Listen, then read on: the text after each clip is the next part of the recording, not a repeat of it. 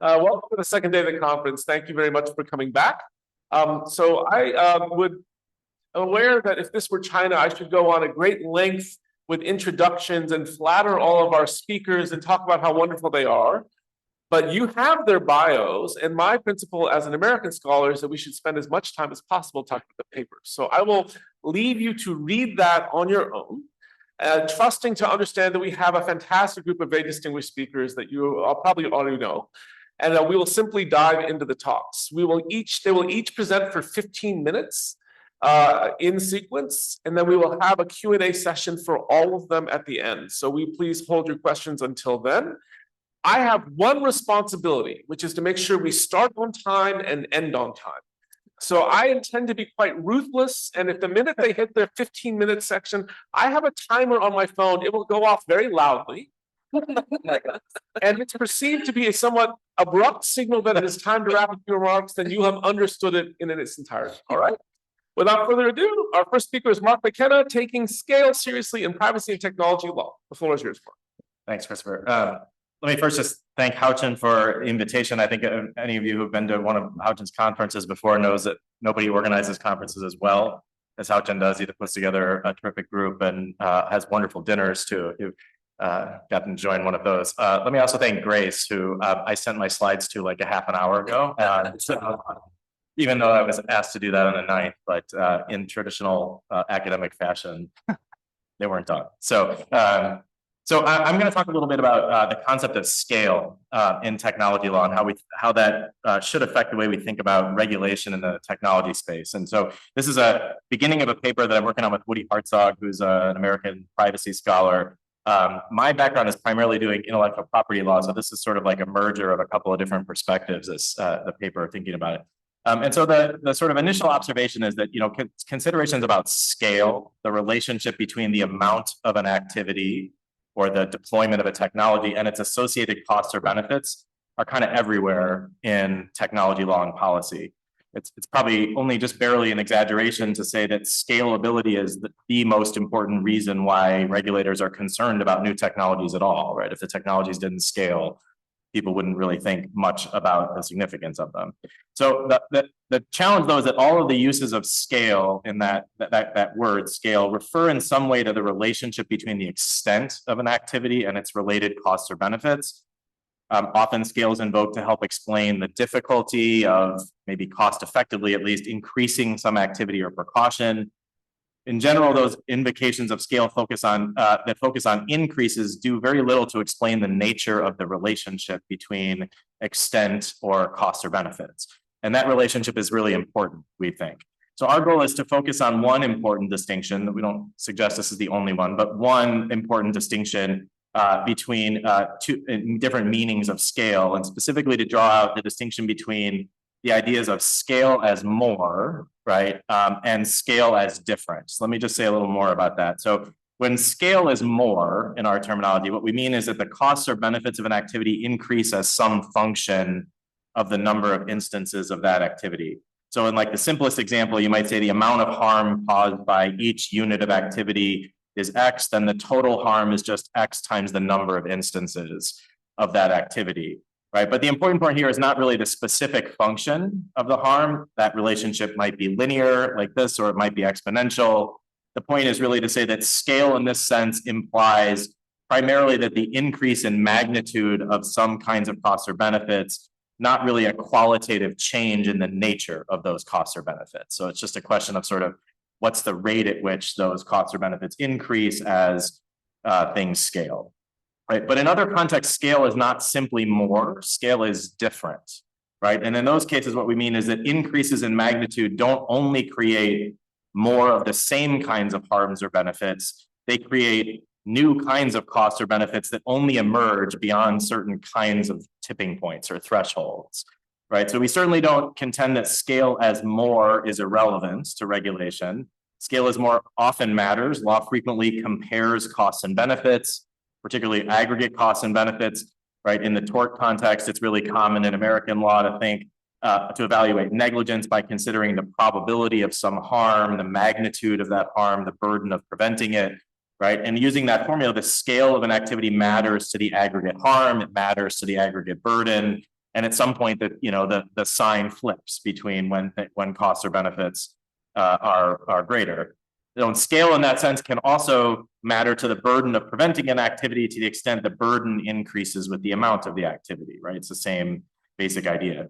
But that's not the only way costs and benefits can relate to the amount of activity. So if you want to just take as an example, vaccination rates, right? We've known for a long time that given the efficacy of particular vaccine and infectiousness of the diseases, a certain percentage of the relevant population has to be vaccinated to achieve herd immunity. Herd immunity is the idea that once that percentage of the population is vaccinated, the disease is sort of effectively prevented from spreading, even though no vaccine is 100% effective for any particular recipient, right? And the point here is that when we think about scale is different, is that when it comes to vaccines, because the desired effect on a population doesn't exist at the individual level, herd immunity is not achieved incrementally, right? You don't get 80% of herd immunity at 80% of the relevant threshold. It only emerges once you've reached the actual threshold, right? So there's a similar kind of corollary, and the negative corollary that would happen in COVID is that the failure to achieve herd immunity didn't just allow increased spread of the same variants, it allowed the emergence of lots of additional variants, right? New kinds of harms that emerged only at certain points.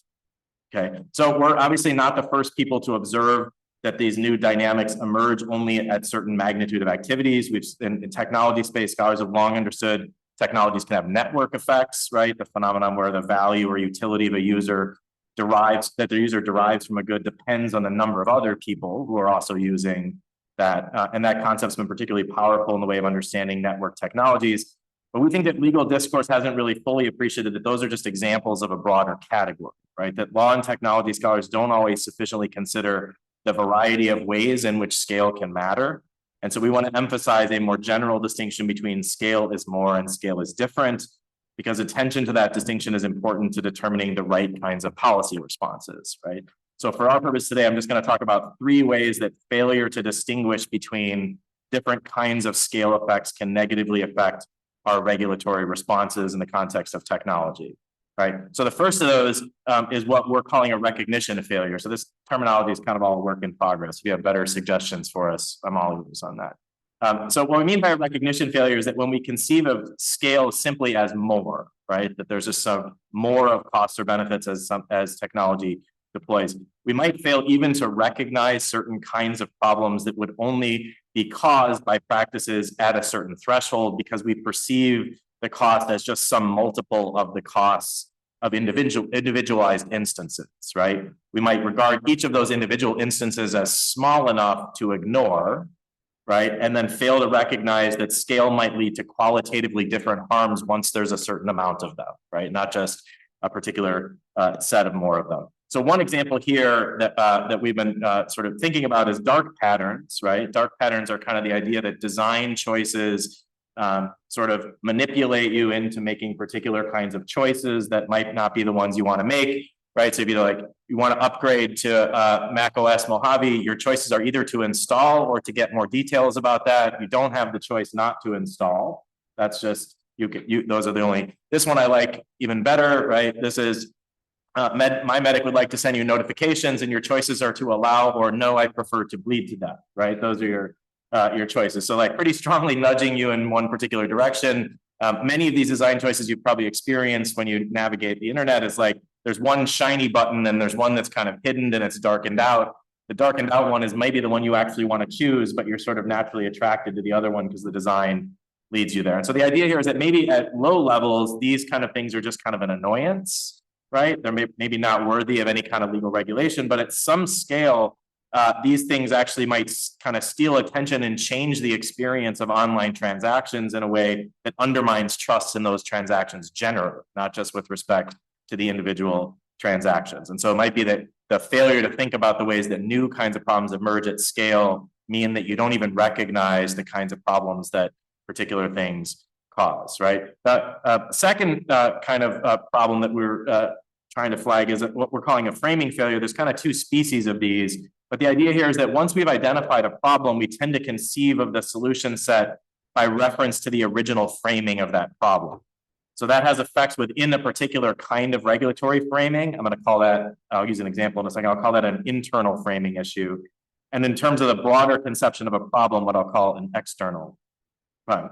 So and the internal thing, our privacy regulatory system might be the best example of this kind of internal framing problem. If we see privacy violations as instances of individualized harm perpetrated on particular individuals whose information has been collected or used, then the legal frameworks are likely to be designed to remedy those individualized harms and to ignore broader systemic or social kinds of harms that might arise. And that might be true even if we're talking about technologies that implicate privacy at scale, in the sense that there's lots of those individualized harms and it changes the nature of the problem. So by framing privacy as an individual autonomy problem, you've framed out of view the scale is different kind of problems, right? So one example here might be predictive algorithms, right? If you conceive of the concerns about those algorithms in terms of the collection and use of individuals' data, we're likely to frame out of view the effects of those algorithms when used to deny credit or exclude people from labor markets, things that only arise when the algorithms scale to the point that they're deployed not just against the people whose data is collected, but against others, right? The algorithms can't do that kind of prediction without gathering lots and lots of data, right? So it's not really about the individual gathering of particular people's data. So there's another kind of framing problem. This is the one that I'm referring to as an external one. And here the issue isn't that having conceived of something as a privacy problem where the harms have to do with individual autonomy, that we fail to see the kinds of privacy related harms that arise in scale as different terms. The issue here is that framing something as a privacy issue, we frame out of view other kinds of harms that we don't see as privacy harms, right? So to use an example from a somewhat different context, we might think about the question of the regulation of cryptocurrency.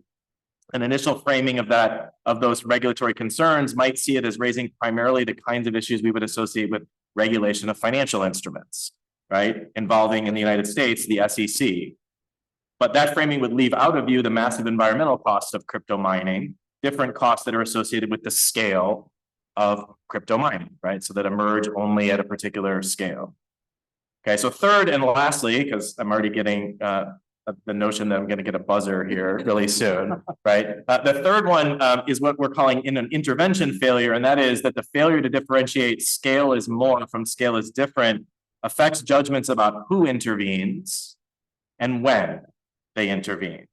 So if we fail to think about scale as different, we might not foresee or recognize inflection points when those different kinds of costs or benefits emerge. One example is the one I just used. It might frame into view the SEC as the right kind of regulator to respond, but not the Environmental Protection Agency, right? For our STS friends, this might sort of call to mind the Collins dilemma, which is basically the idea that when change is easy, the need for it can't be foreseen, but when the need for change is apparent, it's too late, right? All of a sudden, change has become expensive, difficult, and time-consuming because you've kind of missed the point when regulation was important. My friend Ryan Kalo, who's an American privacy scholar, has a different version of this that I like better. He calls it the avocado problem, right? Which is that in thinking about regulation of technology is like judging the readiness of an avocado to eat, which is like, not yet, not yet, not yet, too late, right? It's like, and that's, I have that experience every time I get an avocado, right? So it's like, it's never quite ready, too late, right? And I think that those quotes, of course, focus on the risk of waiting too long to regulate. And in that respect, thinking about scale is different as an argument in favor of the precautionary principle, right? It's in favor of saying that there's going to be these tipping points where different kinds of problems are going to emerge and the horse is kind of out of the barn, right? Where at that point, it's going to be too late. I do want to note here, because I'm going to run out of time, just to say, especially since these examples I've been using are mostly about emergent costs, right? And failures to regulate. That attention to when scale is different is not just about more regulation. There are some circumstances when different kinds of benefits emerge at scale, right? And so that the cost benefit might actually tip away from regulatory intervention at a particular kind of scale. And so attention to paying attention to scale is different isn't just about thinking about when you ought to intervene and have more regulatory response, but also just to enrich the way of thinking about the comparison of costs and benefits and think about when the benefits might emerge, even at scale, even if those are not apparent, because they are of a different kind. So I think I'll stop there and look forward to your questions. Thanks.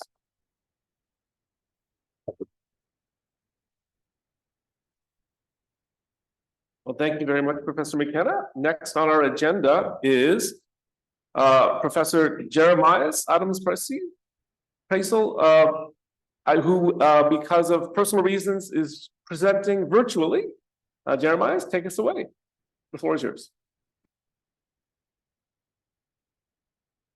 Thank you very much indeed, Christopher, and a big thank also to Haochen and Grace for putting together such an interesting conference. I'm really sorry having come down with the flu. I'm not feeling particularly well, and probably don't want to impart that to all of you. What I want to talk to you about in my 15 minutes, and I will again try to stick very much with that timing, is thinking about what we can do and what we can learn potentially from the world of work, where we increasingly see AI deployed to exercise all sorts of employer functions. I should also briefly acknowledge that this is not just my own work, but there's a whole team behind this, including Hala from Abraha, Ashley Kelly Life, Sang Rashita, and Six Silverman. And so what I'm presenting today is very much our joint effort. One thing I would be particularly interested in discussing with the panel, maybe in the Q&A as well, is to what extent some of the lessons from the world of work could be generalized to other sets of where we need to contest algorithmic systems.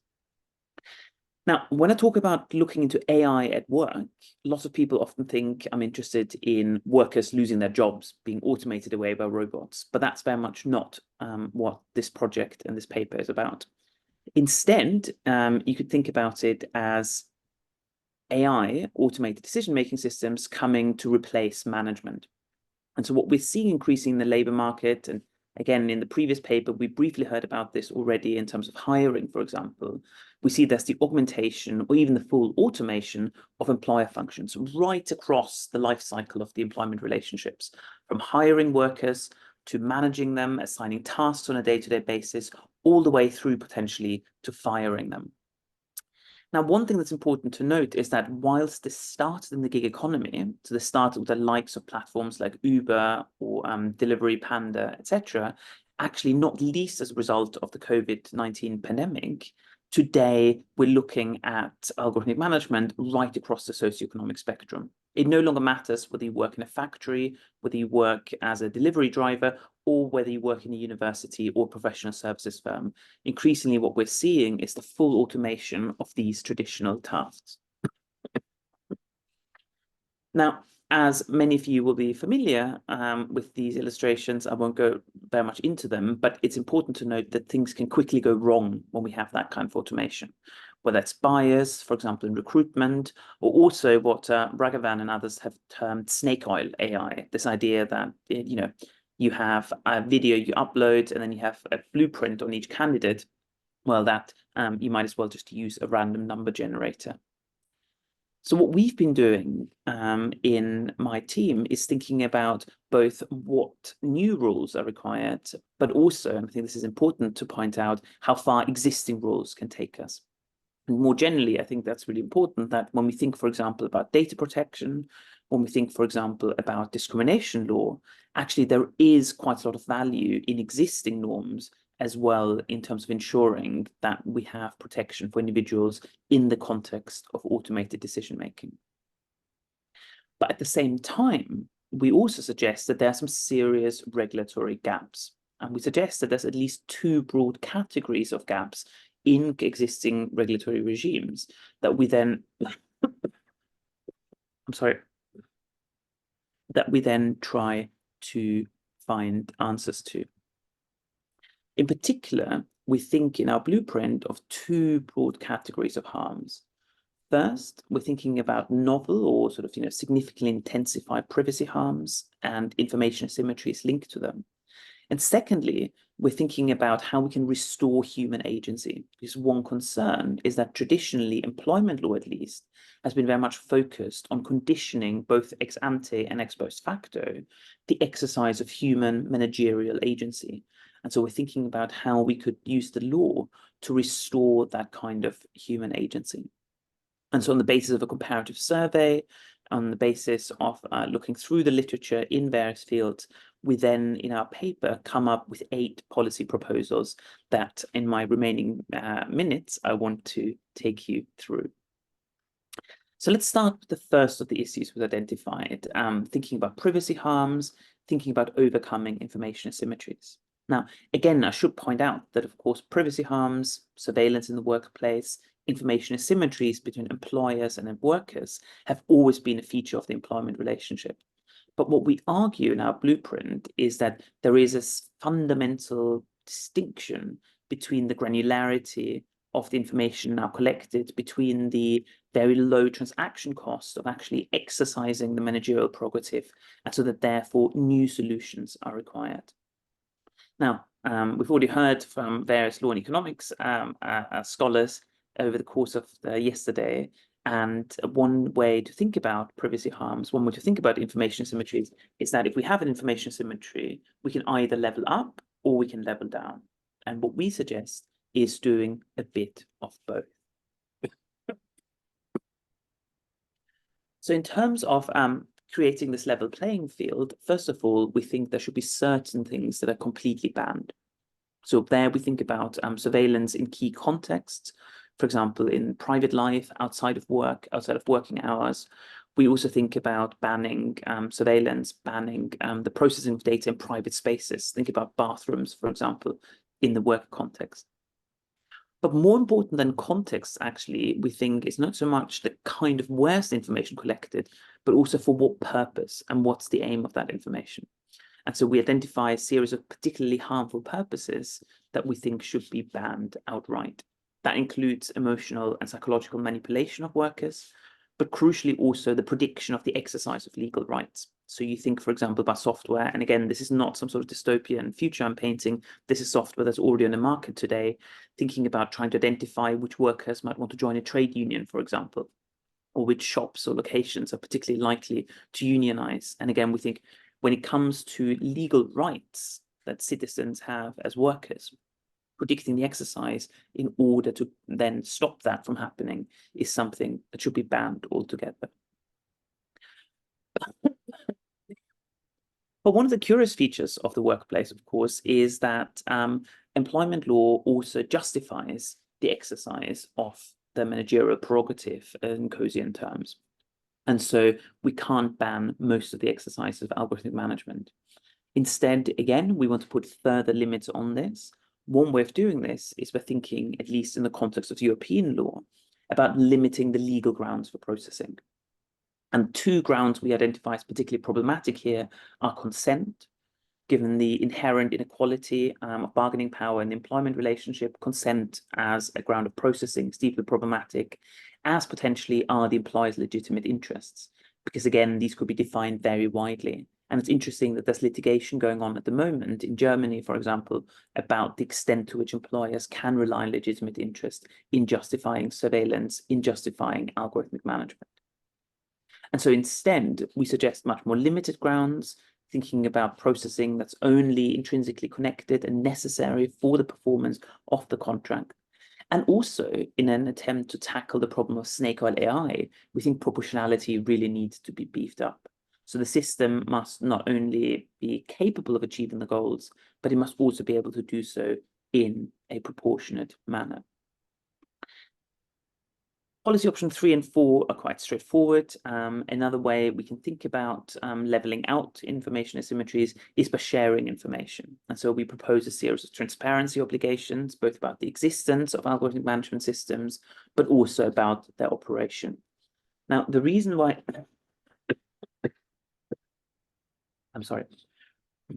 the reason why we propose two separate options here is that one of the challenges, of course, is that if an individual is given too much information in terms of information overload. And so that's why we think both about individual notice, but also more extensive collective notice provisions, which would then allow dedicated representatives of workers through trade unions, through works councils or similar mechanisms to understand and take up the challenges of algorithmic management. So that was the first set of challenges we identify, these information asymmetries, these privacy harms. The second set of challenges we're thinking about are about this absence of human agency. And one of the most interesting illustrations there is litigation against a major provider of warehousing services in the United States, in Baltimore a few years ago, where the allegation was that workers had been fired for trying to set up and join a trade union. And the defense the company ran was to say that local management, who were in charge of this large warehouse, neither understood nor controlled the system that fired the workers. So imagine this idea that you're the manager of a large warehouse, but you have no control at all over your workforce. Now, when it comes to restoring human agency, and I'm also really looking forward to the next paper, which we will have, I think, in debate with that, is the traditional prescription is to have the human in the loop. That's, of course, the famous Article 22 of the GDPR, but it's also important to note the serious shortcomings of these humans in the loop provision. And Michael Veal, who's with us as well, together with my Oxford colleague Ruben Binns, for example, have written about the difficulties and the shortcomings of Article 22 and this prescription of having the human in the loop. Now, the only particular decision where we do suggest that we should have a human in the loop provision along the lines of Article 22 is termination, because termination is so fundamental to the very existence of the employment relationship that actually a human should always be involved in the decision. But more fundamentally, when it comes to different avenues of contestation, instead of having the human in the loop, what we suggest is placing the human at various positions around the loop. Bear with me. So the first thing we suggest is having humans after the loop. And what we mean by that is essentially a very explicit right to human review, having that very clear avenue of contestation for specific individual decisions, ensuring accuracy and also the validity of the decision-making process. And the way we sort of conceive of that is essentially, again, many of you will be familiar with debates about the right to explanation under the GDPR, very much particularize that kind of challenge, have clear rights to individual requests, written explanations, review, and then potentially rectification in light of that discussion and that review. Another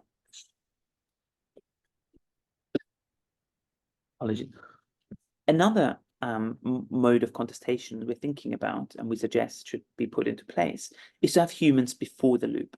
And the idea there is to draw on existing structures in various European jurisdictions to have information consultation rights to involve workers and their representatives in the design, the deployment, and the configuration of algorithmic management systems. Now, of course, the gold standard here will be participatory design to actually involve the subjects of the venture software right from the beginning in its design.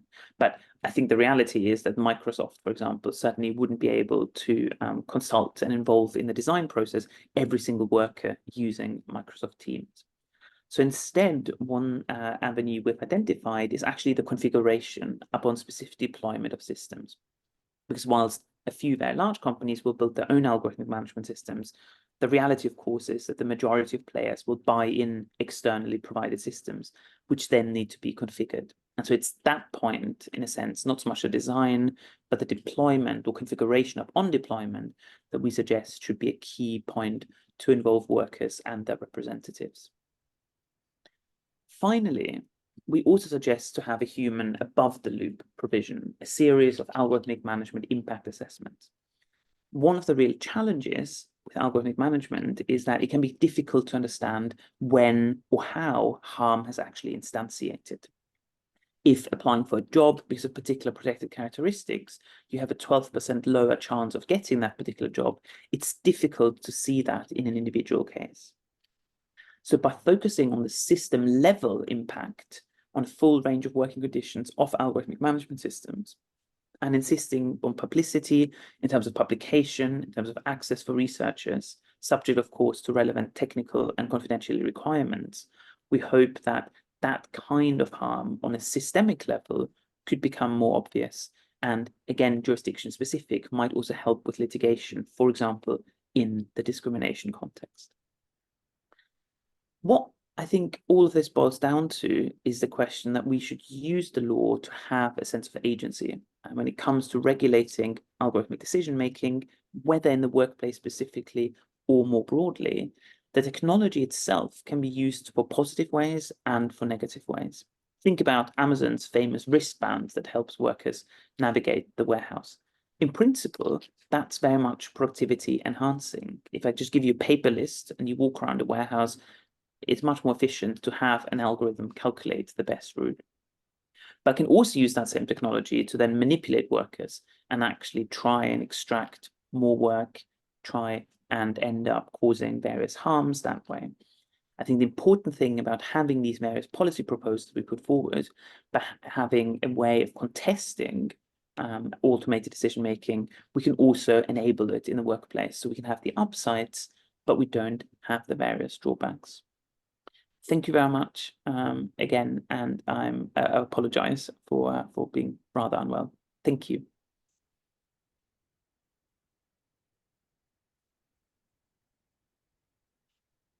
Okay. Thank you, Jeremias. You were spot on with your time. Congratulations, and I appreciate it. Without further ado, our gracious host, Haochen-san.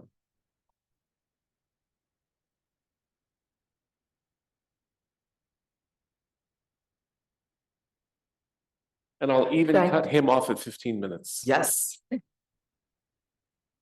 Please do. So today I'm going to share a paper that I'm about to publish very soon in Harvard Law and Policy Review, but it's still a project I'm still working on. It's the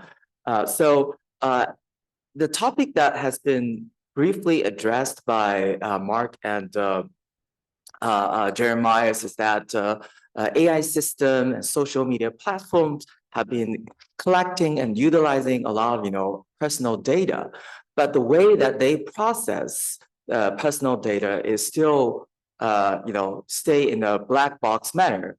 So there is a need for us to understand how AI systems and social media platforms collect and utilize our personal data.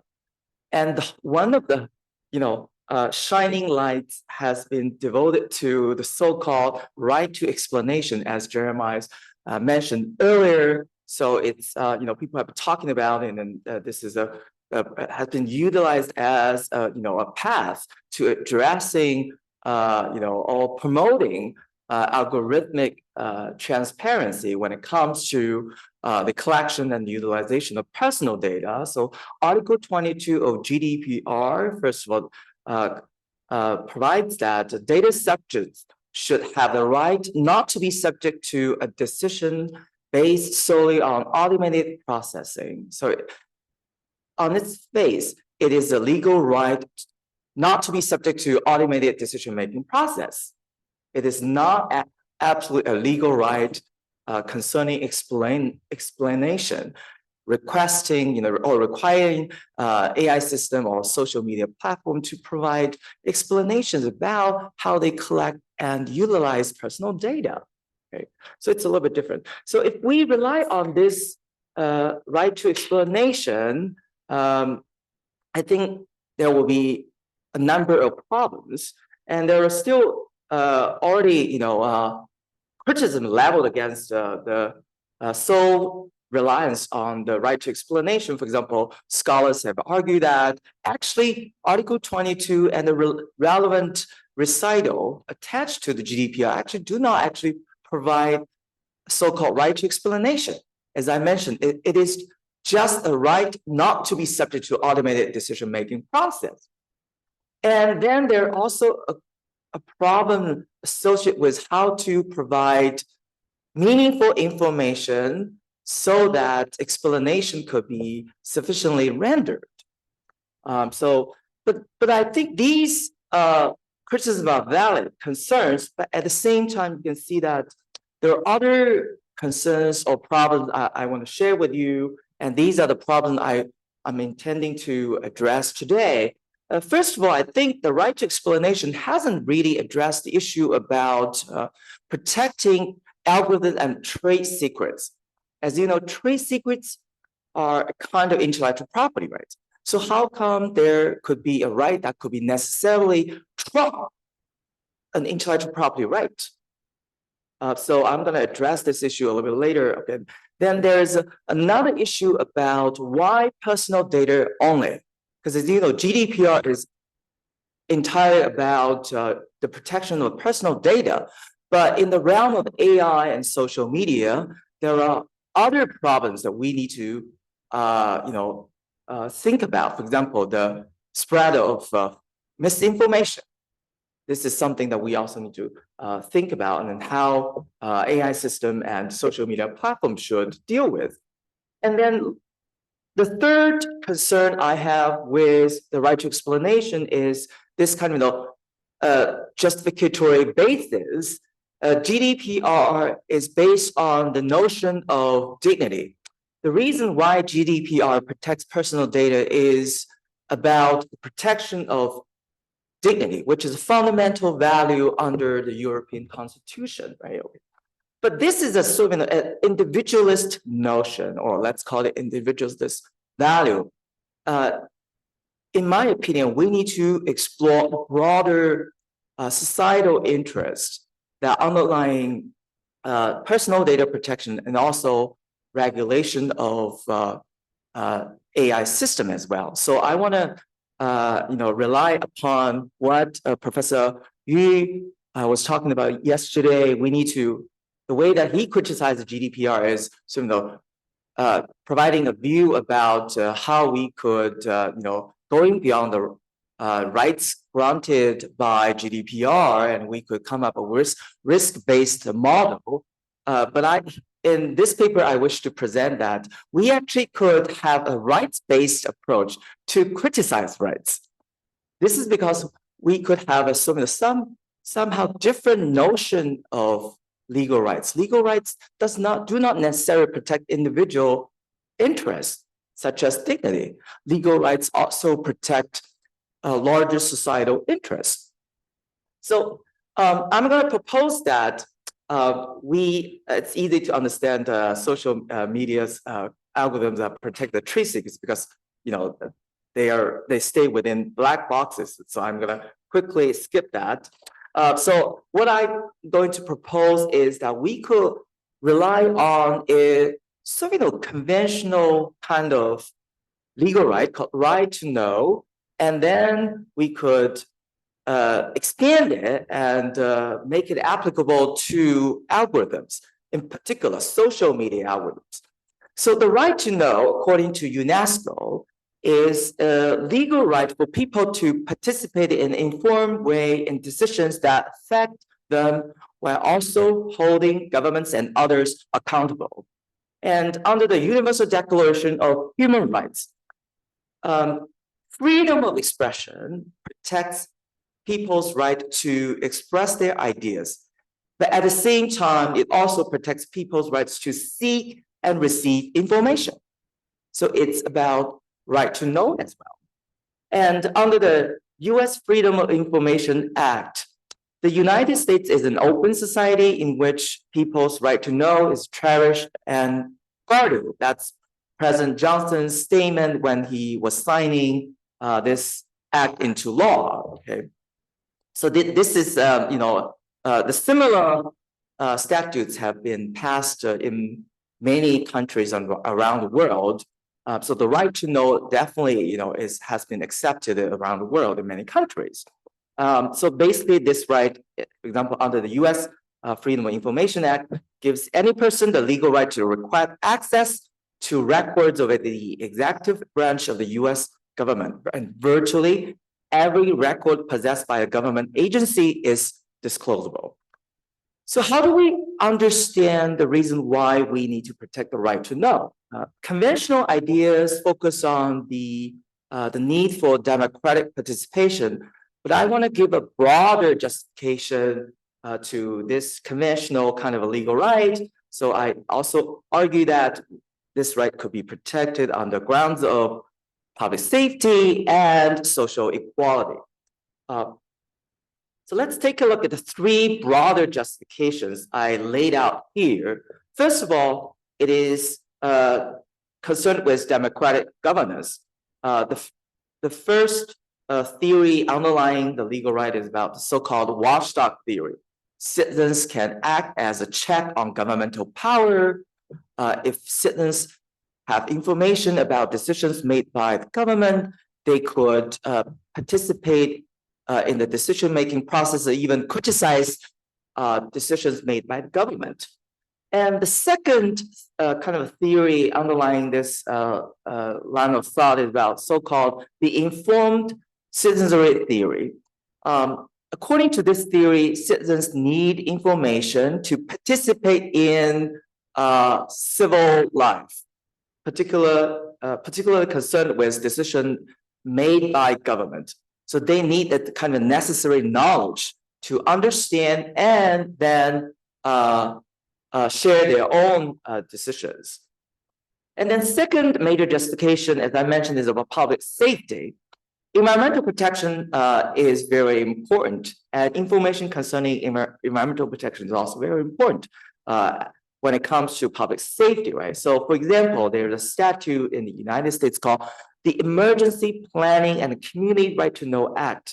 This statute requires industrial facilities across the U.S. to disclose data on their annual release of toxic chemicals.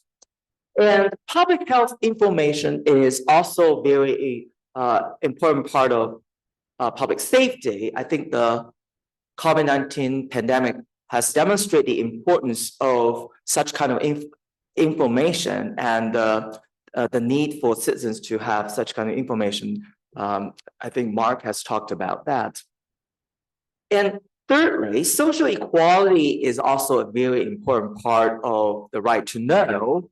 For example, when a housing authority in a country only, for example, distribute housing benefits to a certain group of people, then it might be discriminatory to other group of people. So let me move on to how we could have a broader legal right to understand and know social media algorithms in particular. Okay, so I want to also share three basic justificatory, ideas.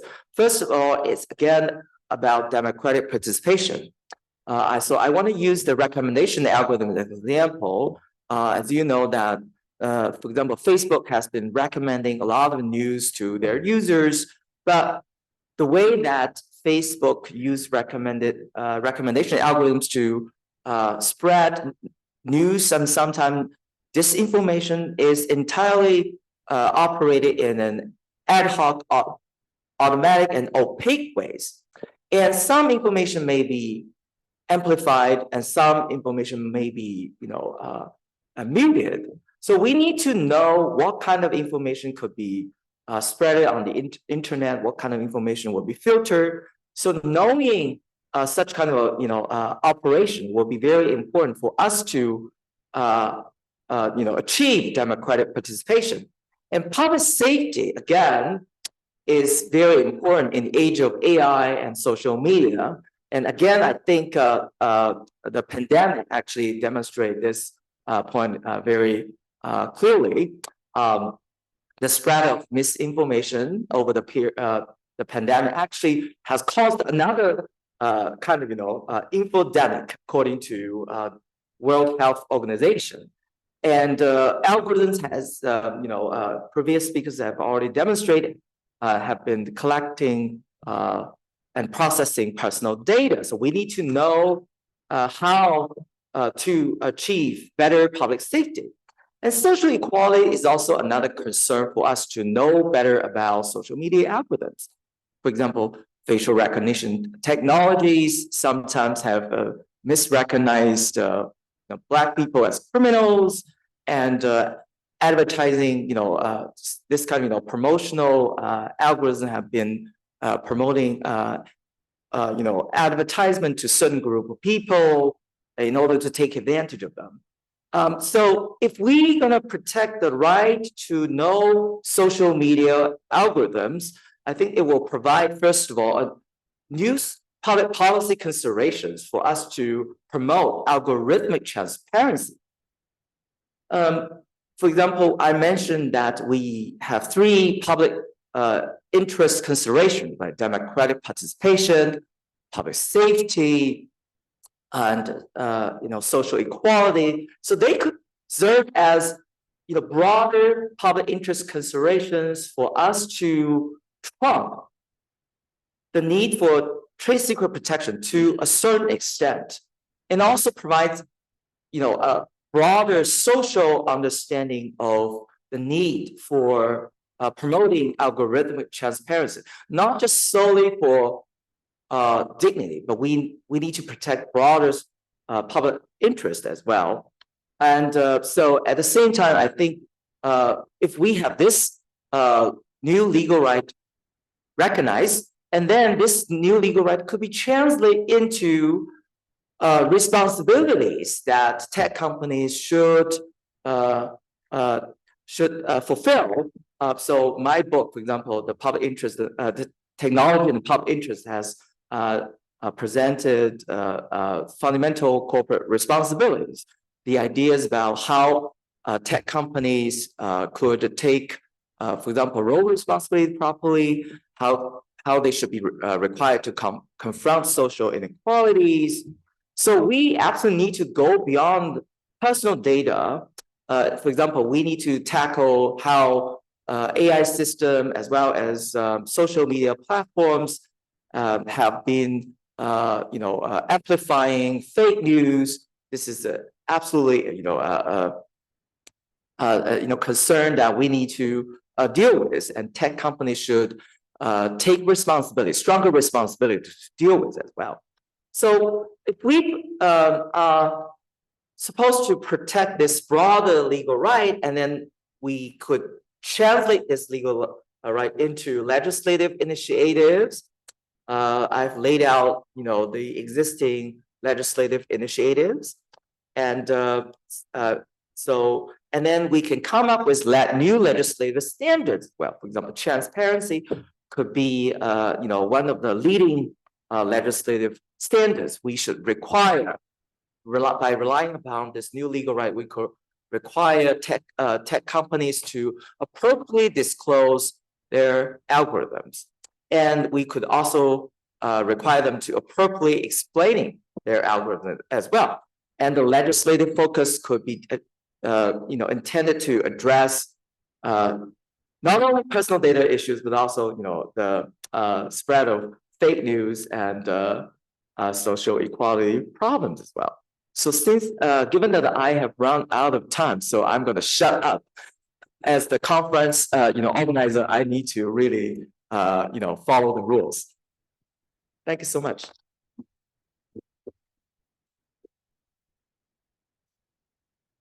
Well, thank you, Haochen, for being not just a gracious host, but a great role model as well. Without further ado, Charlotte Tschider talking about humans outside the loop. Nice segue from the presentations before. Yeah, so thank you so much. If I'm on. Yeah, I'm okay. So thank you so much, Professor Sun, and also to our sponsors for this kind invitation. It's really a pleasure to be here with these wonderful preeminent scholars. So this piece actually is a combination of two. One is a paper that's forthcoming in the Yale Journal of Law and Technology, and another actually is a book forthcoming in 2015 entitled Cyborg Health. And some of the themes are somewhat similar, and so I thought it would be useful to combine them together. So I'll start with an example that sort of had me beginning to think about this problem. I was fortunate. Yes, we have to do both. Sorry about that.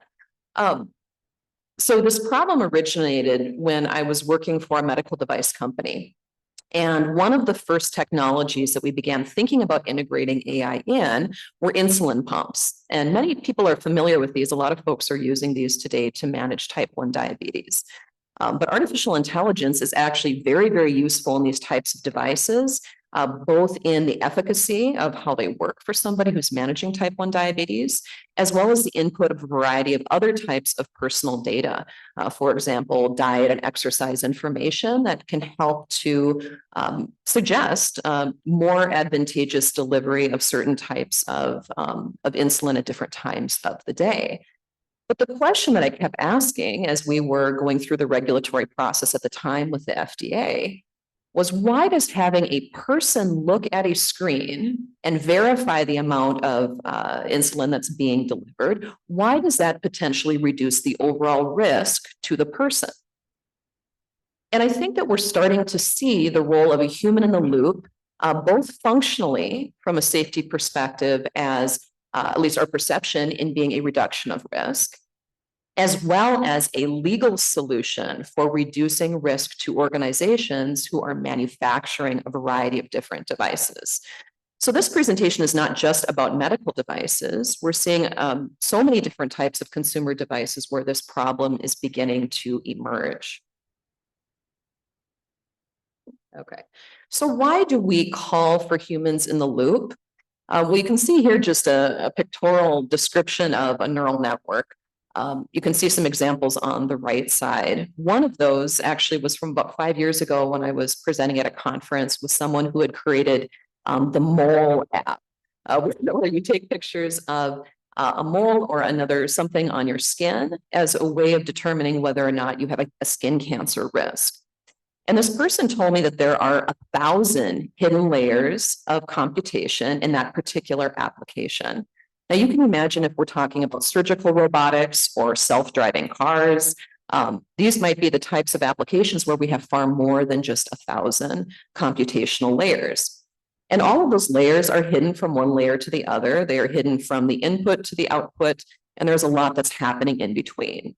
So we know when there is some degree of complexity, especially in deep learning applications, that it may be very hard to figure out what's going on. And even data scientists may not actually know what's going on.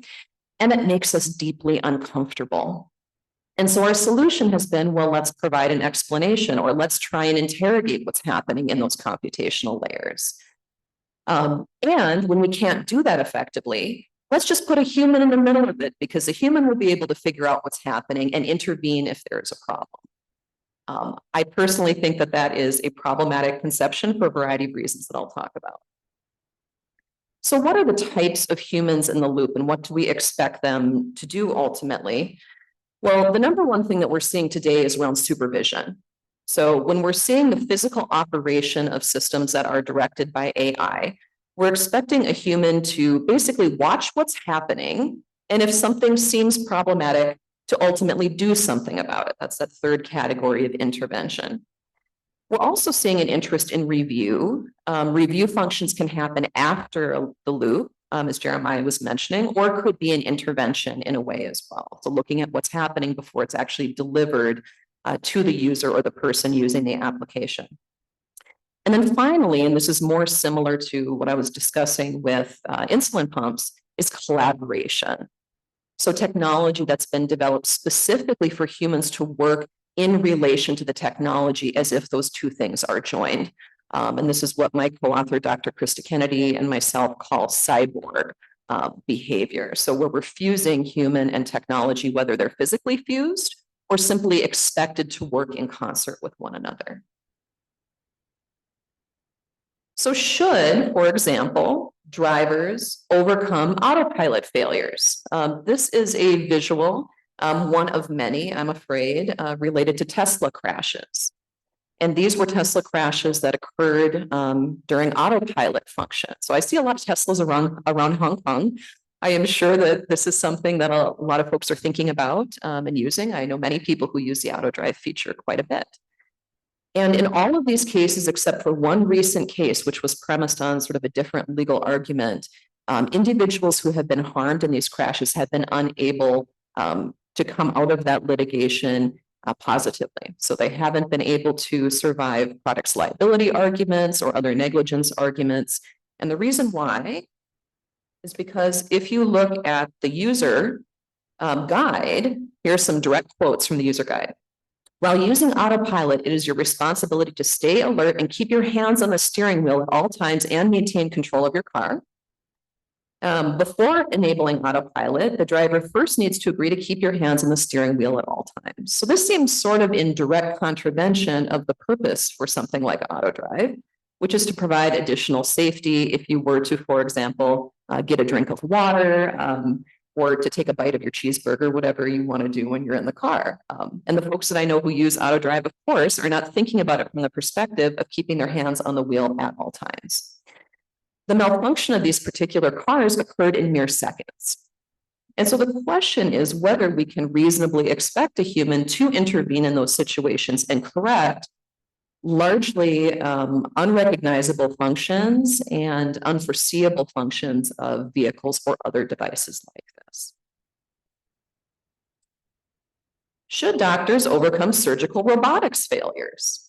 So many of you may know that there are a wide variety of investments in surgical robotics, including robotics that occur across geographic areas, where a physician could be conducting a surgery in one country and the device itself is actually operating on a person in another. These are largely powered by AI. Many of you have probably heard of the Da Vinci robot, which has been around for quite a long time. And in all of these situations, we're dealing with micro movements of different types of surgical products, knives, lasers, etc. Do we think when they malfunction that a doctor is in a position to effectively interrupt the function in micro movements? This would be pretty difficult to do as well. So what is my skepticism? Well, my skepticism is that number one, we simply have human cognition limitations. Although we think the humans are pretty great, the reality is that we may really over-rely on humans to interrupt processes we don't fully understand. The same problem that motivates questions of complexity are the same problems that make it very difficult for a human to know when to intervene and under what circumstances to intervene, meaning a human could make it worse. There are possibilities that a human could ultimately save the day, but there are many more situations where a human might make the wrong decision, especially because we don't fully understand how the technology works, even individuals who are in a position to work with technologies, which talks to that concept of hypervigilance.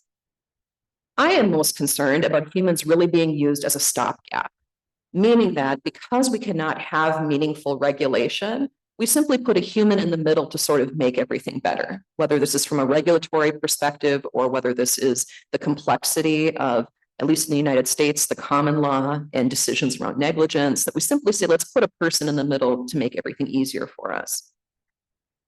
Unexpected errors. So humans are not often trained to effectively interact with AI. Again, because even the creators may have difficulty anticipating what those errors will be. Keep in mind that Elon Musk, for example, said that there were no issues with the auto drive feature and that any of the terms and conditions and limitations were really just legal jargon, and that there was really nothing wrong that could happen. But this illustrates that sometimes things are simply unexpected. And an American scholar, Andrew Selbst, has talked about this issue as the foreseeability problem. We simply don't know what could happen. And sometimes AI behaves in ways that are completely outside what we would expect.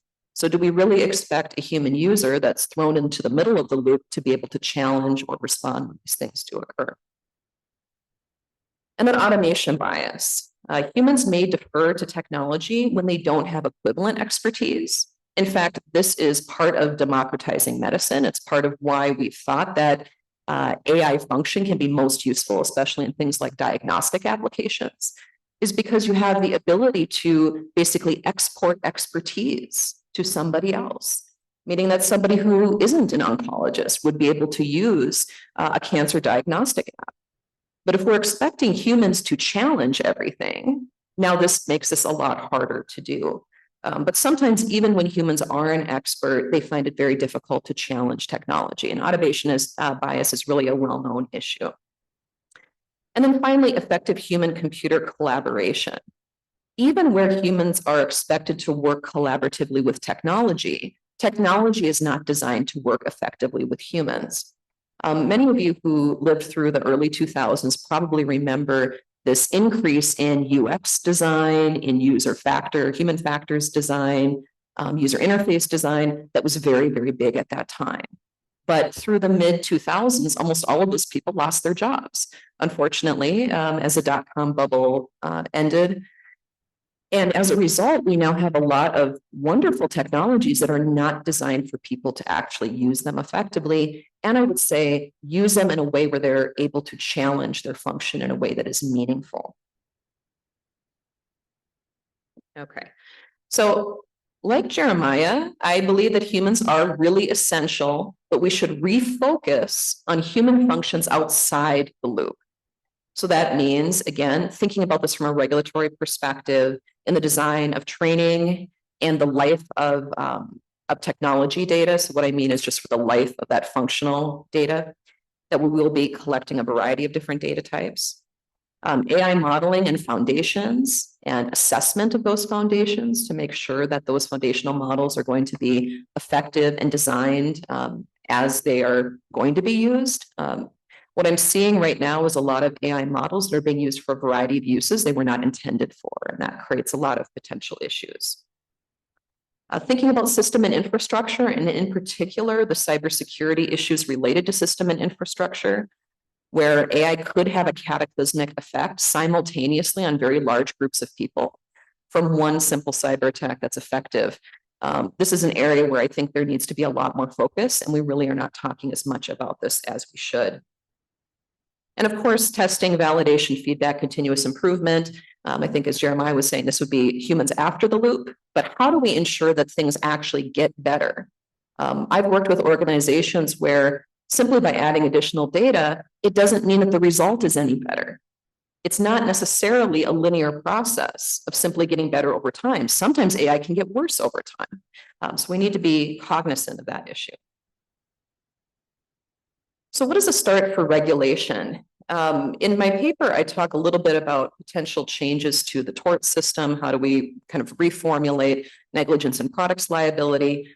But I also think that there is a lot more to say here around direct regulation. In the United States, of course, we have some issues related to political will, but I do think in a lot of countries there is interest in creating regulation around AI that would be very useful.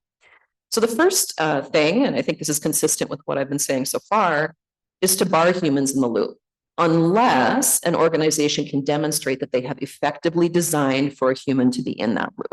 So instead of throwing a human in as a liability shield to absorb potential risk, or to otherwise just make people more comfortable, we have to ensure that there has been actual design that has occurred. Require external and internal governance structures. So think of ways to validate that things are being built in ways that are going to be sustainable over time. This includes things like cybersecurity certification, bolstering assessment and auditing, which could include algorithmic assessments. Consider leveraging black box hosting and testing. So instead of focusing primarily on explanation, if we have a complex algorithm that's not likely to be reverse engineered, let's just host it, get it out there and test it. Part of why there has been, I think, the eyes on a lot of the generative AI functions we've seen is because people are using it. So let's get more algorithms out there exposed so that we can find more of the problems sooner. And then some of these other ones are related to sort of the data protection space. So from my perspective, there is a really interesting conception here in, I would say, the challenges of safety when we're talking about limiting the amount of data we have available for a period of time, something I call data essentialism. And I think it's really important to start thinking about what some of the public safety and public interest reasons might be for retaining data in places where they're needed. So thank you very much.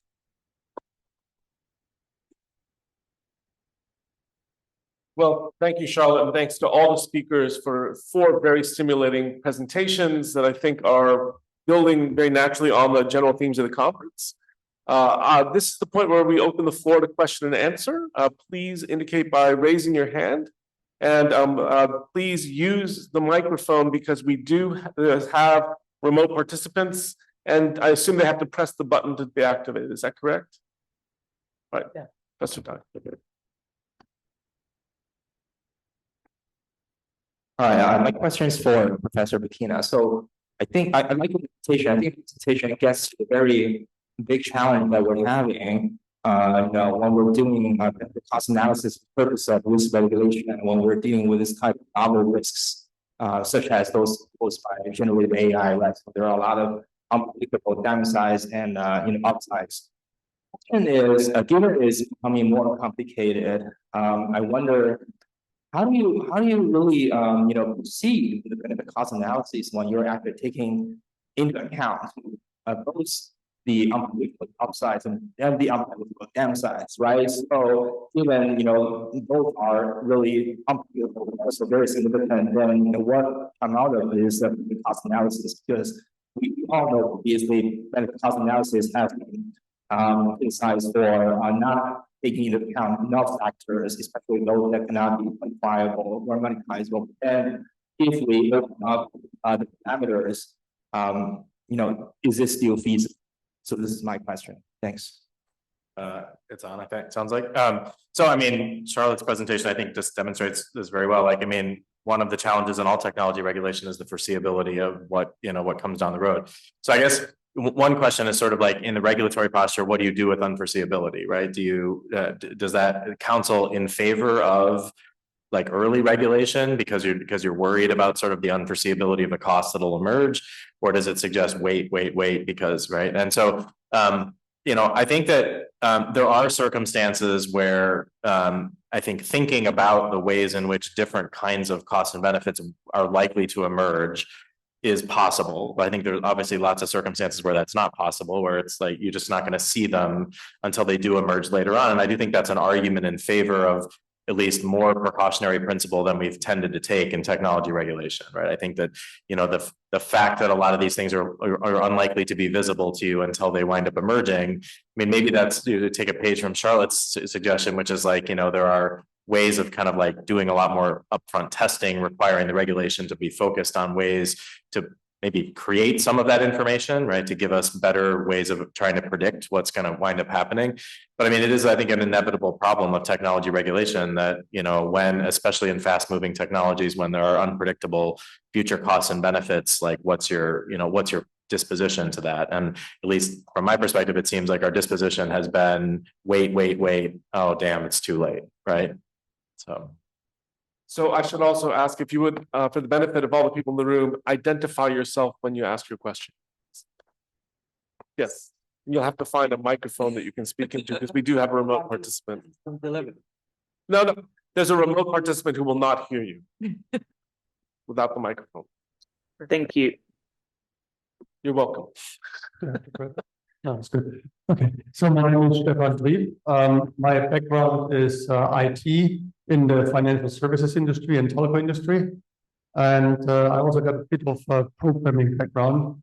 So I can relate to much of the stuff that Charlotte has explained. But my question really goes to Haochen, because you say you want the right for explainability of the algorithm. And I think your presentation was very passionate about this topic, but I think it scratches on the surface. What I'm really like to understand from you is to what extent, in what level of detail do you expect these explanations to happen, given the complexity that Charlotte had shown in her presentation, and to who does this explainability need to happen? To whom should it be explained? To each individual? Because I very much doubt that the average citizen is able to understand the details and complexities that go into many AI systems. What a great question. This is actually what I didn't talk about toward the end of my talk. So I'm going to add more information. Thank you so much. Did you plant that question? Not at all. Okay, so absolutely. Explanation, as I mentioned at the very beginning of the talk, is a very daunting task. Technically, algorithms are super complicated. And also the system, algorithmic system, operated together with data. We feed, complicated sets of data into the system. So when it comes to, for example, machine learning algorithm, it evolves, together with data, and so all becomes very, complicated and extremely,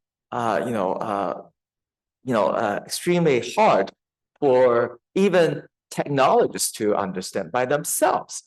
That's why we call them black boxes, right? But I think, given the difficulty, we still, have the, the need to, promote algorithmic transparency. For example, if we just put everything in black box, that's not good. Okay? That's the reason why we need to have the right to know algorithms. And we need to require tech companies to at least disclose information appropriately, or let's say as much as they wish. So disclosure is the first step. We're not requiring them to disclose everything about their algorithm, their data sets, but certain kind of appropriate disclosure will be necessary, I think. Otherwise, everything will be still put in black boxes. And then the second question is to what level and to whom. Okay, so in the paper, I proposed that we should set up an administrative review system through which tech companies would be required to submit reports to the review authorities. For example, in the United States, it could be the Federal Communications Commission. There are many other equivalent, authorities around the world. So they could, take charge of this review obligations, and we could engage experts as well as social media users. So we could engage people on the main street as well to, review the reports. So reports could explain their algorithm system to a certain extent. And then if we are not satisfied with the review outcomes, tech companies can file lawsuits, and members of the public can file lawsuits as well, but on the basis of a class action, I think. I don't wish to see individuals launching, lawsuits. Otherwise, I think it will be too much for tech companies to deal with. So, that's the overall idea of how we could implement the right to know algorithms. So thank you. I currently have 4 people in the queue. I guess now 5. Professors Erdos, Penny, Zhang, Shen, Veal, and I'm sorry? Well, I'll get it when you do it. So please, David. Yeah, David Erdos from the University of Cambridge. Primarily for Charlotte, I think Jeremias might also want to come in. So, I mean, in a way, just to push back on this idea that we should bar humans in the loop unless they're designed in. And maybe the question is to ask you to sort of explain what you mean by that. I mean, the old adage, the computer says no, has a real grain of truth to it. That, lots of things about computers are very good, but when they malfunction, they can malfunction in ways which a human just eyeballing it, looking at, could see pretty quickly. This is ludicrous. But an algorithm simply operates as it's been designed. So, something gets flagged as hate speech, someone gets knocked off the system. They honestly thought it was 100% accurate, never thought it could possibly not, but actually there's a perfectly innocent explanation. Someone looks at it. So wasn't designed in, but in fact, there is a need for it because someone has a very bona fide claim. And then looking at, say, the data protection scheme, I don't know whether you could ever not have a human in the loop. I mean, control rights, the right to object, the right to say something is inaccurate and requires rectification. How on earth, unless AI becomes vastly more advanced than it is now, in an inconceivable way, actually, can a human not be in the loop? Yeah, so I think I'll start with the sort of where can the human be in the loop? And I think that there are some actually really good examples for this with airplanes, right? Pilots rely 85% of the time when they're flying a plane on the plane to fly it for them. Why do we feel comfortable with pilots flying those planes? It's because they have been trained to identify things that will look like errors, so they know when to intervene. So I think that what I'm really advocating for is not necessarily that humans will never be in the loop or they can't be useful in the loop. I think they definitely can be. It's just a question of what information do they need to be provided, what training should they be provided, and in what ways can they intervene? Are there certain things they can intervene in and other things they can't? For example, if you have a human in a nuclear facility and a lot of the functionality is powered by AI, which is increasingly starting to be an area of interest, do we want a human to be intervening all of the time? Or are there certain types of things and certain types of situations where they'll be most useful? So I think that's really what I'm getting at is being smart about it. Instead of sort of saying humans can intervene anytime, but really thinking about that. In terms of right of objection or right to explanation, I really think of those as after the loop. rather than in the middle of the loop, because presumably you would have had some kind of a result for that function. For example, you're denied job application, right? We don't think that you're a good fit for this job. Okay. And there's some kind of AI interview that's occurred. That might be something where we'd say, okay, that's after that AI has, functioned. And I am definitely for that. I think there's usefulness in that. And we have to make decisions about, how is the AI functioning in the first place to make that kind of decision? And how do we sort of input more of the human experience into the design in the first place so that we have fewer and fewer of those types of situations that require objection? And that could mean, for example, including explanation with denials, with results, right? More information about how somebody came to that result. In the United States, we of course have this around, credit scores. How do we know how a particular credit score was actually calculated? Well, a lot of that is subject to trade secrecy and confidentiality. So we don't always know. And that might be an area where we could see more explanation. So I can't resist offering a thought. So there's a whole study of a discipline which law people have largely ignored, which is human-computer interaction and human factors. And this is a major study. And it sort of the revolution there is that we used to blame the user. So there's a famous thing in tech support, they have a notation they sometimes put called PEBCAC. It's problem exists between keyboard and chair.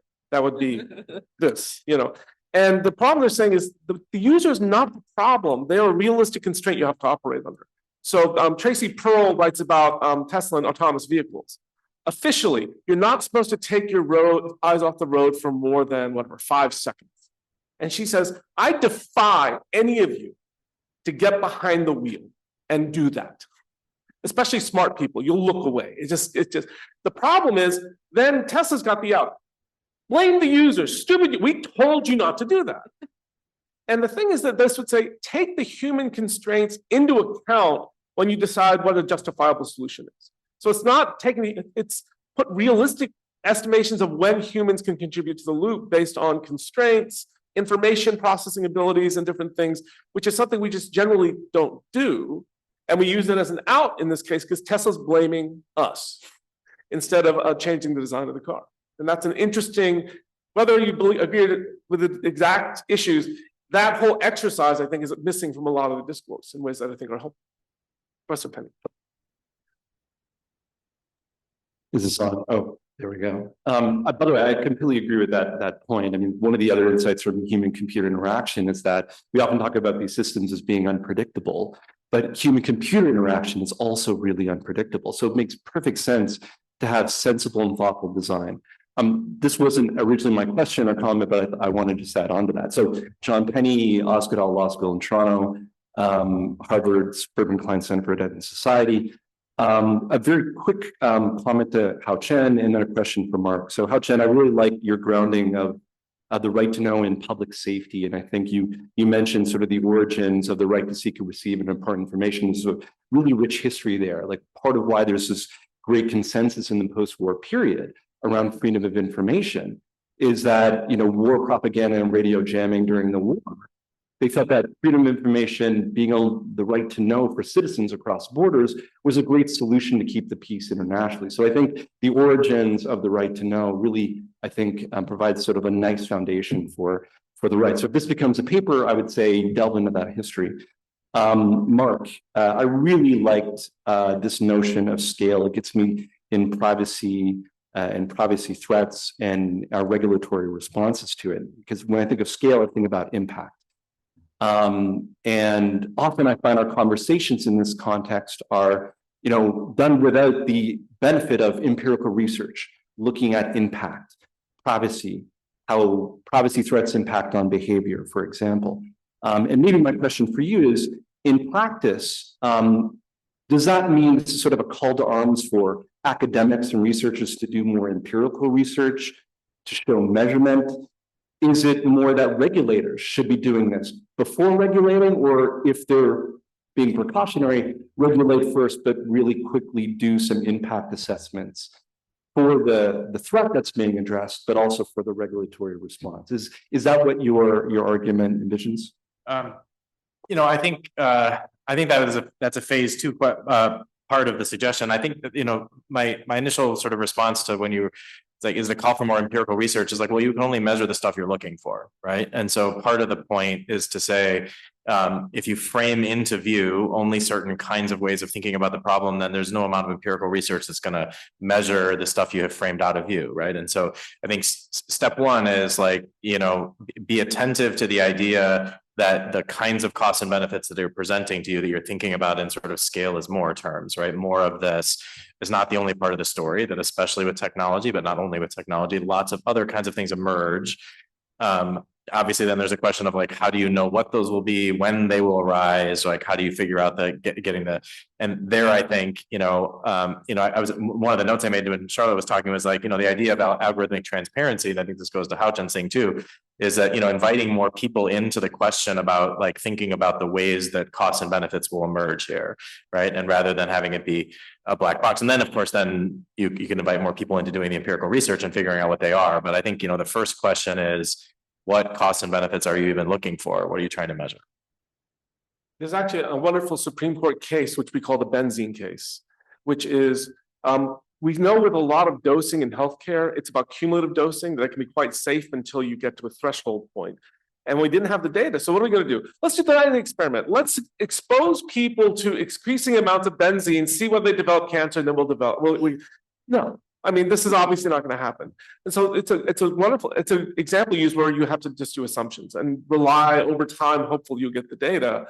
But the problem with the complexity, when you don't know how things operate at scale, you're going to have to substitute some sort of assumptions. And it's just inevitable. And as long as you from an administrative law standpoint, you just disclose them. So Jeremias, I see you have your hand up. My apologies for missing you a little earlier. I'm so delighted because I'm thinking all this discussion about loops, we need to bring you into this conversation. There is a joke about looping me in somewhere, hiding that, I suspect. Just quickly in response to David's point, I agree that getting rid of the human entirely is not viable, but I think there's also an issue about resource allocation and thinking about the fact that actually there are lots of decisions that are not controversial, right? I have no problem with an automated decision paying my salary, or even I probably don't have a problem with an automated decision allocating me a credit limit. And so I think that's why in my work, I really want to think about the contestation of points and say, look, if we need to focus resources, then it's the contestation which we should focus on rather than, you know, the vast majority of decisions that are probably not controversial or particularly problematic. And what I love, if you actually talk to the people in HCI, I agree with everything Jeremias is saying. There's a flip side, which is they used to believe there's an absolute limit of how much we could engage with computers, limited by ability to keystroke in and perceive data. And what we're doing now is automating all these things. So I tell my students, they have intermittent windshield wipers. When I started driving, we had them. It was me turning it on and off. You know, it was doors lock automatically, lights, you know, all these things which we don't have to do anymore. And it's reduced the load on humans and allow us to get more out of technology. And so the flip side, a huge amount of HCI is when using AI is appropriate to turn the lights on in the car with some remote sensors on the assumption that that's what you're going to want most of the time. And this is the trick, is figuring out not blindly rejecting humans in the loop, not blindly accepting it, but actually intelligently designing them for context and capabilities in ways that are pretty interesting, I think. And it's a field of study that I think is neglected by law. Professor Zhang. Thanks for giving me this opportunity, and I think this is a wonderful panel. I was sitting here hearing all these wonderful proposals that on the table on how to regulate algorithm, and I can't help but wonder, why do we observe such a big gap between the reality and our super academic work? Because if you look around these days, I mean, China is the first to propose comprehensive regulation to regulate AI, and they have done some filing over time, but it's really, really minimal touch. And in the US, there's a lot of noises, for instance, Haochen, the hearing, whatever, but very little have been done. So my question for the panelists is here, what's holding it back, and what do you think is the most promising way to go ahead in the future? Any one of you or many of you, yeah. since it wasn't my paper, I'll make a prediction about what Charlotte's paper. So like, why is it the case that courts are finding humans in the loop to get Tesla out of trouble? Because that's the result that that's the way of thinking that results in lower levels of liability for companies, right? And so even if that's easy enough for us to say, well, like you should take into account the way that people actually behave and the way, I think the answer is a sort of public choice one there, which is that there's a lot of pressure to release companies using new technologies from liability so that they can develop new technology. Yeah, I'll just add to that I think a lot of AI development now is happening in startups, starting at small businesses. A lot of the large organizations, with the exception of maybe generative AI applications, but just kind of standardized AI, are actually being purchased or licensed by larger organizations, but they're not developing them. So there's this concern, I think, about a chilling effect, that if we regulate it, everyone will stop making it. And I think that that's sort of a false expectation, because there's still a lot of money in this. But I do find it also very curious, considering that China and the United States are really the two leaders in AI development today. I wish to add 2 points. First of all, I think we around the world, we had different approaches to regulating the tech sector. And as you know, Anupam mentioned that, GDPR is the best example. EU has adopted the rights-based approach, and Professor Yu talked about yesterday. And China obviously has this kind of state-oriented approach. States controls everything, right? And then the United States is still in the market, follows this kind of market-based approach, allowing tech companies to do this kind of self-regulation mostly. So I think if we cast issue, globally, then we have this three major approaches on the table, and then somehow, we, for the time being, we haven't solved this kind of divergent approaches and how we should come up with, for example, international treaty regulating the AI sector. And yesterday we had speakers talking about these issues as well. And then second, I think issue is about the philosophy of regulation, or let's call it, again, how we should regulate tech, properly, So the issue is about, shall we regulate tech ahead of tech development, or shall we just observe closely and then, see the problems and then regulate? Or we really see the, system breaking down, avocado being rotten, and then we take action, right? So there are different, approaches, philosophical approaches or methods of regulation. And I think, different sectors, are still considering what exactly we should do. And of course, our knowledge about technology, especially AI system we have talked about earlier, is still limited. And there are also difficulties in making, knowledge about, for example, AI system is really explainable and understandable. So these are all the difficult issues that we're facing these days. And that's why I think our panel has been dealing with these tough questions as well. Jeremias. Thank you. And I don't offer much disagreement, but perhaps just one additional point. I think, first of all, I really strongly agree with Charlotte at the point that just because the technology is new does not necessarily mean we need new norms. I think it's really, really important we don't fall into that particular trap of thinking we always need to reinvent the wheel just because the technology is new. Ultimately, whether you're run over by a drunk driver or a Tesla malfunctioning, the harm that instantiates is very much the same kind of harm. So I think we have to be a bit careful there. Also, in terms of what Haochen was saying, I think there is a really interesting kind of political economy divergence we're seeing, where the European Union is very invested in rulemaking at the moment. You think about the AI Act, you think about the Platform Work Directive, other big rules. Whereas in the United States, actually, we're seeing much more on the enforcement side. And so you think about what the EEOC is doing, for example, when it comes to recruitment, discrimination. You think about the FTC being much more interested in using their powers very widely beyond the sort of traditional remit. I think we see this, it'd be really interesting to watch and keep observing that difference between the rulemaking, which we see in the European Union, and the enforcement of existing norms, or sort of, shall we say, creative development of existing norms in the United States. And of course, there are constitutional reasons behind that. The only additional point I would add to Professor Zhang's question in response is to say that my increasingly strong feeling is that actually we shouldn't regulate AI as a technology as such, but that the most promising way forward is sectoral regulation. Because I think the kind of harms, the kind of challenges we see in healthcare are very different from those we see in consumer finance, are very different from those we see in the world of work.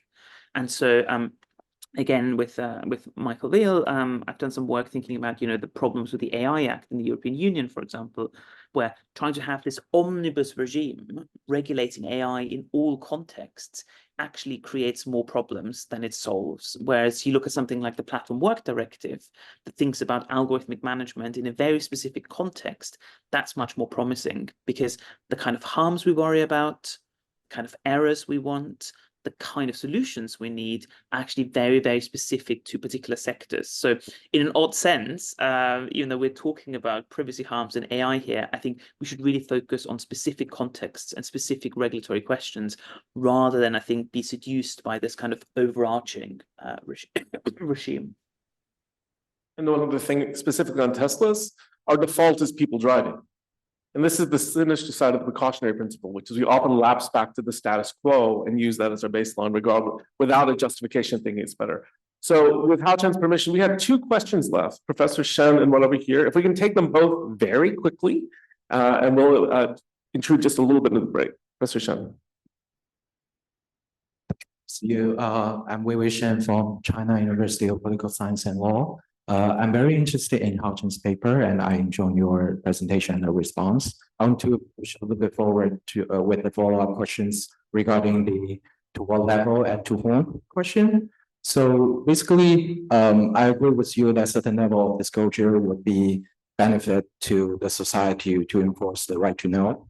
But in the meantime, we increasingly see the cases, especially in the AI age, where the AI algorithm is really hard, or there's no promise that there's no full understanding or even meaningful understandings of the algorithms. Like, for example, take AlphaGo as an example. Those engineers who developed the AlphaGo would not know why AlphaGo choose to make this move or that move, because otherwise they will be the Go master by themselves.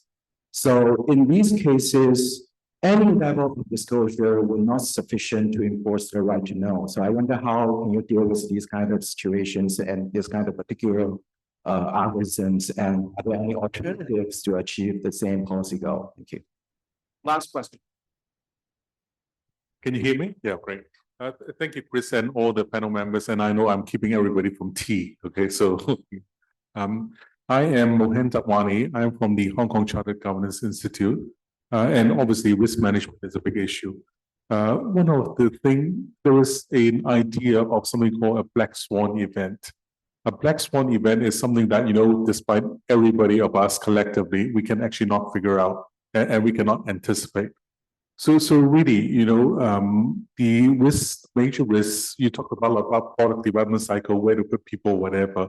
But really what happens in terms of when there is a black swan risk? So, for example, Chernobyl would be a black swan risk to the Russians at the time because they couldn't foresee, despite whatever they put in. So really, when you talk about human agency and human interaction from risk management's perspective, I'm not really concerned about, what's better, what's not better, whatever. What if there is a black swan event? What do we do then? Because our whole economy can collapse. We could be in dire straits. Thank you. So we have one question for Haochen, one for the panel, and please feel free to offer any closing thoughts. Haochen. I'll be very quick because we need to, bring an end to this panel very soon. So Well, I can see the difficulty in explaining sophisticated algorithm-based systems such as AI systems, but that does not necessarily mean that we should put an end to this explaining process. Instead, I think we should make efforts, try our best to understand. Try our best to encourage and even require technologists to disclose, as much information as possible. So if we don't make efforts, as I mentioned earlier, information instead will be stay in, we still be remaining in black boxes. So I would see that we don't necessarily, come up with clear-cut legal standards for disclosure. But we need to put this kind of disclosure in motion first. Okay, for example, through requiring tech companies to submit, reports, disclosing an algorithm to a certain extent and explaining them to a certain extent. They can say that even we ourselves could not really understand the system. Okay, but tell us why they have the difficulty in understanding such problem, right? So, but we have other technologists who can help them, join them to address certain issues. So I can see a lot of benefits in disclosing information to a certain extent, but I could see a lot of harms putting things in black boxes. So that's why I would like to see that we could rely on, for example, the right to know to promote algorithmic transparency to a certain extent and to promote algorithmic, explainability to a certain extent as well. Black swans and closing thoughts.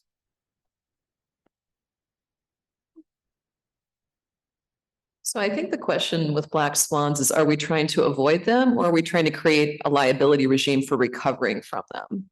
And those are two distinct and different questions. I think the first, the longer you have time to study something, presumably the more likely you are to anticipate potential problems. But there is an issue here with getting technology out and using it and revealing potential issues with it that is, I think, hampered by stopping the development of AI or otherwise slowing it. So there's a cost-benefit question here. I think that is more multifaceted than probably I'm qualified to talk about. But there is a lot, I think, at play other than just avoiding potential safety issues. I used to work for Target Corporation, and we made a joke that if you locked up all of the toilet paper, nobody would steal it, but no one would buy it either. So certainly there are issues with not enjoying the benefits when something is not available. In terms of recovery, I think that we have, a nice option potentially in products liability. In the United States, we think about it from the perspective of at least cost avoider in the manufacturing defect space, where we have strict liability. And what that means is that if you send something into the flow of commerce and a person has no way of really knowing that there's an issue or avoiding it, then who is going to pay? Well, it's going to be the manufacturer because it really is unavoidable by downstream users. I think that's an easier question to answer, but because you're coming at it from a risk perspective, presumably you don't want it to happen. And that's the more complicated issue, I think. The only thing I'd add about black swans is the limitations of testing. If you have interdependencies that make a cycle, you can't test them linearly. You have to test them on every possible starting position, iterate until you reach stability. And that's expensive. If state's unbounded, you can't completely validate. It's actually impossible. So this puts us into the other side. The black swan is a different aspect of predictive analytics generally. It has to be a notion of acceptable risk. And we have to have this conversation, not as a perfection standard, but in a sense, if there's an impossibility to validate all possible black swan events, which I think is quite likely with unbounded state, it's by definition with unbounded state. We're going to have to find a notion of acceptable risk where we can live with that and put a limit to optimal testing, because otherwise we'll have all our money spent on testing and have no products. Just to say that I agree with you, because you would have to put in infinite resources. I mean, the CI into what we're doing is 95% right now, right? So my question really wasn't this. My question was, at some point in the law, in how it's designed, we really have to have human interaction when there is a black swan event, because there are things that we would never be able to cover whatever we do. And to complexify this more, this often comes up with multi-agent models. I mean, we often think about very simple models. Once that they really blow up, then when we think about notions of products liability in the US, we have the the risk-benefit calculus. It's this sort of notion of trade-offs essentially that have to surface. And your question makes very nicely that we have to think about it and reframe things in that manner, regardless of whether it's humans in the loop with whatever limitations they may have and whatever appropriate role they have. On that note, why don't we're 10 minutes into our coffee break. Please join me in thanking the panel for a fascinating discussion. We have plenty of refreshment and coffee outside, but before we go for the coffee break, I think we should also thank Professor Yu for moderating this panel so well. And he's absolutely, as you know, the best keynote speaker, and today he also shows that he's the best moderator in the world as well. He has the most technological advanced timekeeper. I'm not sure whether it's AI powered, but it's really impressive. Thank you for sharing thoughts with us as well. Thank you. Thank you.